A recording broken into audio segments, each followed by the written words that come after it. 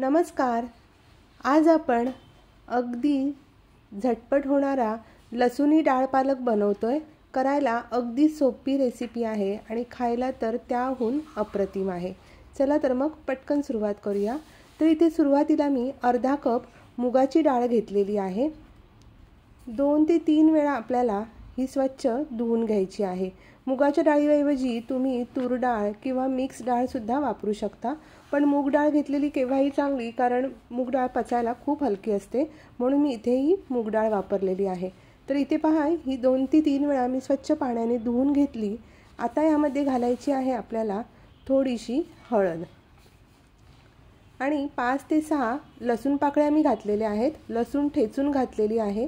शिजताना घातली की काय होतं, छान असा लसणीचा स्वाद डाळीमध्ये उतरतो। तर इथे आता ही मी कुकरला लावून शिजवून घेणार आहे डाळ। तर इथे पहा, ही आपली डाळ छान अशी शिजलेली आहे। खूप जास्त अगदी घट्टही झालेली नाही आणि पातळही झालेली नाही। असं थोडंसं मी पाणी घातलेलं आणि छान अशी डाळ ही शिजवून घेतलेली आहे। चमच्याने छान अशी घोटून घ्यायची आणि त्याबरोबरच इथे पालकाची एक जुडी अशी बारीक चिरून घेतलेली आहे। आता आपण फोडणी करूया। तर कढईमध्ये सुरुवातीला 3 टेबलस्पून इतकं मी तेल घातलेलं आहे आणि त्यानंतर 1 टेबलस्पून साजूक तूप घातलं आहे। तुपाने छान असा याला फ्लेवर येतो। आता घालायची आहे पाव टीस्पून मोहरी, पाव टीस्पून जिरे आणि 2 इथे मी लाल सुक्या मिरच्या घातलेल्या आहेत। थोडंसं आपल्याला यामध्ये आता घालायचं आहे हिंग आणि छान अशी आपली ही फोडणी करायची आहे। आता परत इथे मी 10 ते 15 लसूण पाकळ्या अगदी बारीक चिरून घातलेल्या आहेत। आपण लसूणी डाळ पालक करत आहोत, त्यामुळे लसणीचा वापर थोडा जास्त करायचा आहे। 4 ते 5 हिरव्या बारीक मिरच्या बारीक चिरून घातलेल्या आहेत।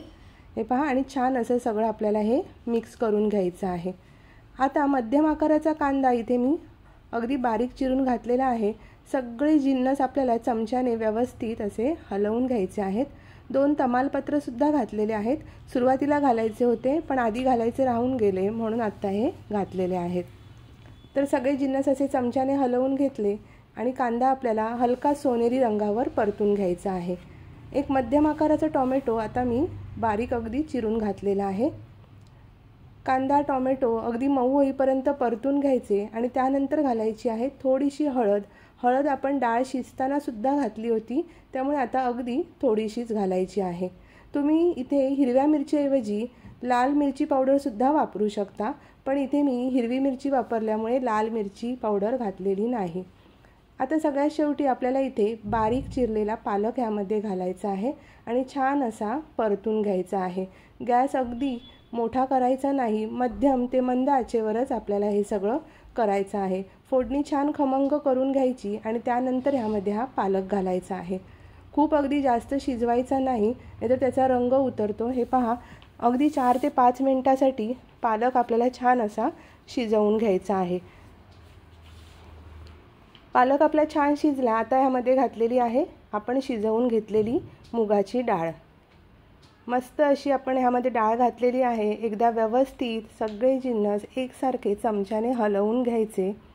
हे पहा, थोडंसं इथे पाणी घालते। शक्यतोवर जास्त पातळ करायचं नाही, थोडंसं दाटसरच आपल्याला हे डाळ पालक ठेवायचं आहे।